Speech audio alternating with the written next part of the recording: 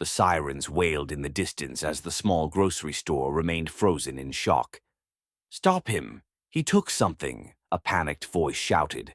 All eyes turned to a teenage boy sprinting out the door, a hood pulled over his head, a bag clutched tightly to his chest. The store owner, Mr. Whitaker, an elderly man with a kind face, stumbled after him, shouting, "Thief!" Somebody stop him. In the midst of the chaos, Mrs. Hargrove, a longtime customer, shook her head. "I always knew that boy was trouble, always lurking around here."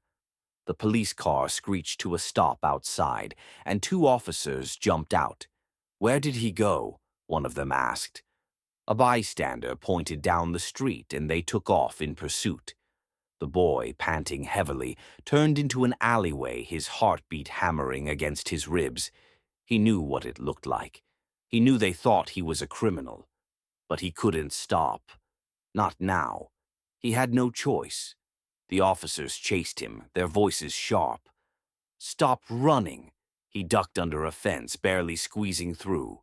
The bag in his arms felt heavier with every step. He ran past an old man sitting on his porch. "That kid's up to no good," the man muttered. The boy finally reached a rundown apartment complex and darted inside. His hands fumbled for the key, but he got the door open just in time to slam it shut behind him.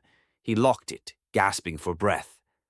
Inside, a frail woman lay on a couch, her breathing shallow. "Leo, you're back," she whispered. "I got it, Mom," he said, opening the bag to reveal the items inside, a bottle of insulin, some medical supplies, and a few groceries. "Hold on, I'm going to take care of you."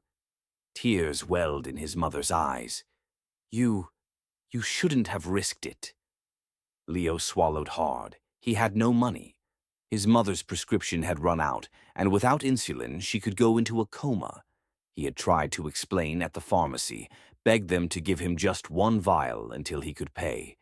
But they refused, so he had no choice but to grab it and run.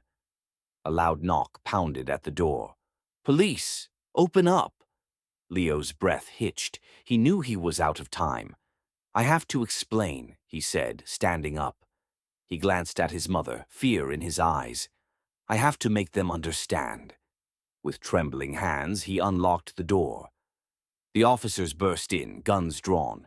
"Hands where we can see them." Leo raised his hands slowly. "Please, it's not what you think." The officers glanced around the tiny apartment. The empty pill bottles on the table. The frail woman barely able to lift her head. The insulin vial in Leo's hand. "Is that what you stole?" one officer asked. Leo nodded, his throat tight. "She needed it.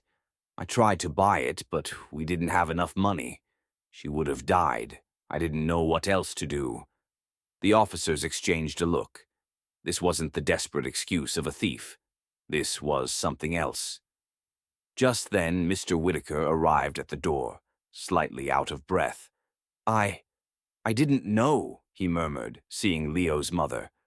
"Son, why didn't you say something?" Leo's eyes burned with unshed tears. "Because no one listens. Everyone thinks they know who I am." Silence filled the room. The officer who had been the most aggressive lowered his gun. "Kid, we need to take you in for questioning, but let's figure this out." Mr. Whitaker turned to the officers. "That won't be necessary. I want to drop the charges. In fact, I want to help." The officers hesitated. "Are you sure?" The old man nodded firmly. "He was just trying to save his mother. That's not a crime. It's love."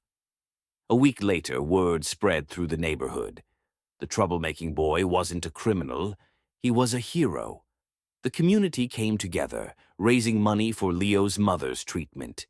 Mr. Whitaker even offered Leo a part-time job at his store, ensuring he'd never have to steal again. And for the first time in his life, Leo felt seen, not as a criminal, not as trouble, but as someone who mattered.